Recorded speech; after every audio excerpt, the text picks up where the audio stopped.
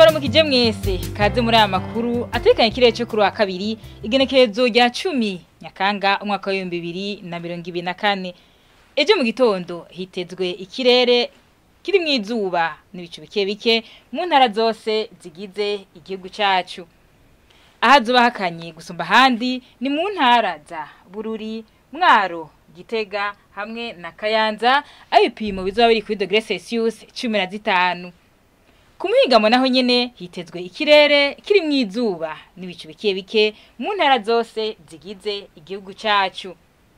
Ahazoba hashushe gusumba handi akaba ari mu ntara ya Cibitoke, ibipimo bizoba biri kuri degree Celsius 34. Ejo mu gitondo izuba rizoseruka igihe cy'isaha 12 ziburi minota 3 rirenge igihe cy'isaha 12 n'iminota 2. Aha rero niho hagarukiye ano makuru atekanye ikirere cyo kuri wa kabiri, mukaba mwateguriwe n'ikigo ca Ijebu kijejwe ivy'ibirere. Mwakoze kuyakurikirana. Alice Ningabira nije nariko ndabashikiriza naho ubutaha.